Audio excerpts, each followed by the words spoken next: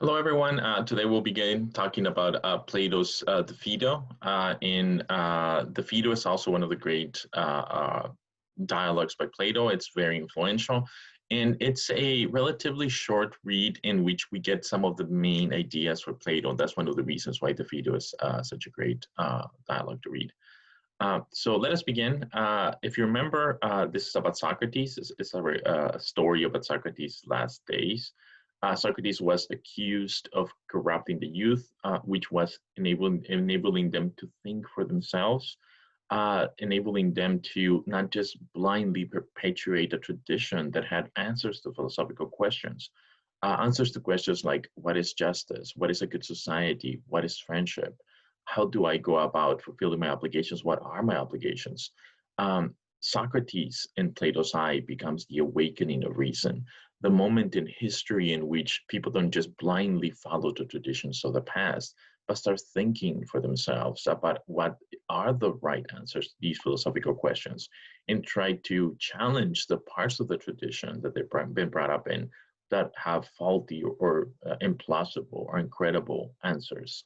It is reasons thinking about the answers that the tradition gives you to these deep philosophical questions. So people didn't like that. Socrates was condemned to death. And the followers bribed the relevant authorities. They bribed the guard and so on. So at the time, much like in contemporary times, if you're wealthy, you can get away with a lot of things. And it was somewhat customary, at least people expected, that wealthy people that were condemned to death would just bribe the relevant authorities and walk out, and they have to move to a different Greek city, but still they would be alive. They would have to die, at least some depending on the crime. But in any case, in Socrates' case, that's what the disciples did. Socrates himself had no money, but some of his disciples did. So they went through what was kind of expected. So they walked into his cell and say, "Hey, Socrates, everything has been arranged. Get up and leave. You're free to go," in some sense. And Socrates famously said, "No, I was condemned to death, and it would be immoral, unjust for me to disobey the law. I have been taking advantage of the goodness that comes, the benefits that come from living in a well-functioning society. I've dedicated myself to commitment to virtue and truth. I cannot do this. This is immoral. It will be betraying everything I stand for."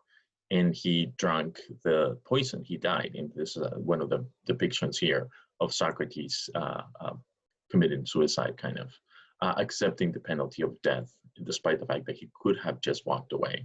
And he did so in the name of truth, in the name of philosophy, in the name of virtue. He thought it would be wrong for him to walk out. So that's the main theme of the Phaedo. And here are some of the things that Socrates says in the Phaedo. Quote, "I should be wrong not to resent dying if I did not believe that I should go first to other wise and good gods, and then to men who have died and are better than men are here. Be assured that, as it is, I expect to join the company of good men." And here's another quote in the similar kind of neighborhood. "That is why I am not so resentful, because I have good hope that some future awaits men after death. As we have been told for years, a much better future for the good than for the wicked." So notice that this looks different than what he said in the Apology, what Socrates said in the Apology. Here, Socrates is pretty kind of committed to the view that he will endure his death, or at least his soul will survive his death. Death is just the ending of the body, the separation of the body and the soul. In fact, he goes farther. He's not only sure that he will survive, he would be resentful if that weren't the case. The reason why he's not resentful is because death is not the end. That is not what the Socrates of the Apology said. The Socrates of the Apology said very clearly, "I do not know whether death is good or bad. It may be that there's an afterlife and I have something to look forward to, or it may be that there's nothingness. I do not know." So the Apology, Socrates is not committed, does not know what's going to happen after death. The Socrates in the Phaedo seems pretty sure of himself. There is an afterlife. So this is not the Socrates of the Apology. What happened? How do we make sense of this inconsistency? Here's what scholars believe. We believe that some dialogues, some things that Plato wrote, because Plato is the author of these things, represent the historical Socrates, and we call those the early dialogues. The Apology and the Euthyphro are two early dialogues. So we take those to be what Socrates actually believed, what he actually said. So they're historically reliable, credible. So we see Socrates, the historical figure, in those early dialogues. The Phaedo and the Republic are middle dialogues, and that's the middle period of Plato's life. And there we see a shift in Plato's writing. There, Plato starts using Socrates as his mouthpiece for articulating his own views. Plato is one of the disciples of Socrates, and he starts answering questions that Socrates had. Socrates, the historical Socrates, had a lot of questions. That was one of his main drive, to raise a lot of questions. Plato, the pupil, was a lot more confident in his ability to answer those questions. So by the time we see the middle dialogues, like the Phaedo and the Republic, Plato articulates his own views on the matter. So there's a lot more philosophy, a lot more answers to questions in these articles, in these dialogues. So we think that what's happening here is that it is really Plato who's speaking, is Plato's view. So one of the things that Plato says is that philosophy should be construed as the art of dying. That's a very weird thing to say. Let's look at some of the quotes. I think that a man who has truly spent his life in philosophy is probably right to be in good cheer in the face of death, and to be very hopeful that after death he will attain the greatest blessings. The one aim for those who practice philosophy is the proper manner, and in the proper manner is to practice for dying in death. So to be a philosopher is to practice and prepare to develop the skills in the art of dying. That's a weird, very weird thing to say. What does Plato mean by these things? Well, Plato thinks that death is not like cessation of being, full stop. It's not just nothingness after death. Rather, death is just a separation of the body and the soul. And the body decays and ceases to be, but not the soul. The soul, or you might think of it as mind, grasps truth. That's what the soul, the mind, does. The mind is the kind of instrument or capacity to know truth. And to be a philosopher is to want to know the truth, to dedicate yourself to attaining truth. So to be a philosopher is to try to make your mind attain this goal of attaining and grasping truths. To commit yourself to philosophy is to commit yourself to the pursuit of truth. And the goal of that pursuit is the mind grasping truth. So the pursuit of philosophy, the task that is philosophy, is deeply intertwined with the soul doing what it does and doing it well. The body, on the other hand, the thing that experiences pleasures and pains, abstracts the mind.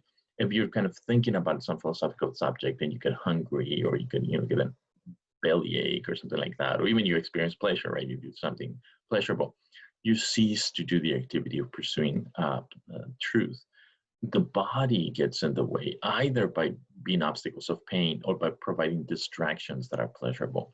But in either case, as Plato sees it, any bodily interaction with the pursuits of the mind gets in the way, either by blocking it or at least by distracting it. So the body gets in the way of the very thing that philosophy is, namely pursuing truth. So wisdom is the purification of the influences of the body. If you look around, if you look at yourself, you realize that many times you believe things, that is, use your mind, but in a way that is kind of blocked, that is colored, that is limited, that is distorted by bodily influences like anger and envy. If you're very good at some sport or some activity, playing the piano, say, and you're very proud of yourself because you're very good at the piano, and you're correct, you're very good at it, and sometimes you run into someone else who's significantly better than you. It could be that you get this bodily response, this bodily reaction that we call envy, right? This thing that clouds your judgment, that you get envious. Here's the Platonic observation. Envy is not a good guide to truth. That bodily feeling that distorts your judgment is not to be relied upon for good, true beliefs. There's a very good chance that when you're in the midst of the grip of envy, You're going to believe false things. You're going to start accusing the person. You're going to try to undermine their, reputation. Uh, Bad, foolish, dumb things are going to come out of your mouth when you're in the midst of anger and envy. That's what anger and envy do. They distort your judgment.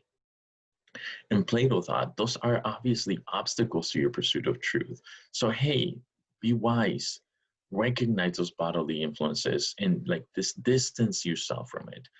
Practice the art of separating the influences of the body from your intellectual pursuit of truth. The more you do it, the better equipped you'll be at understanding reality.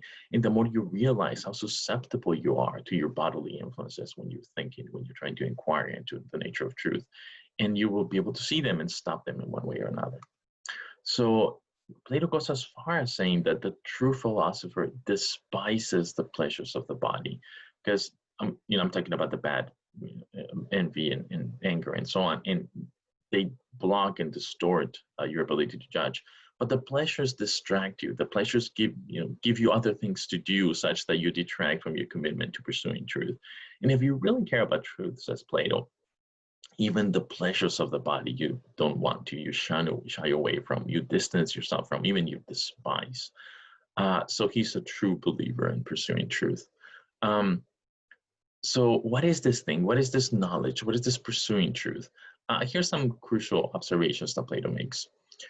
He, the philosopher, will do this, namely know, most perfectly, who approaches the object of knowledge, the thing to be known, with thought alone, without associating any sight, or dragging in any sense perception with his reasoning, but who, using pure thought alone, tries to track down each reality pure and by itself, freeing himself as far as possible from the influence of the body.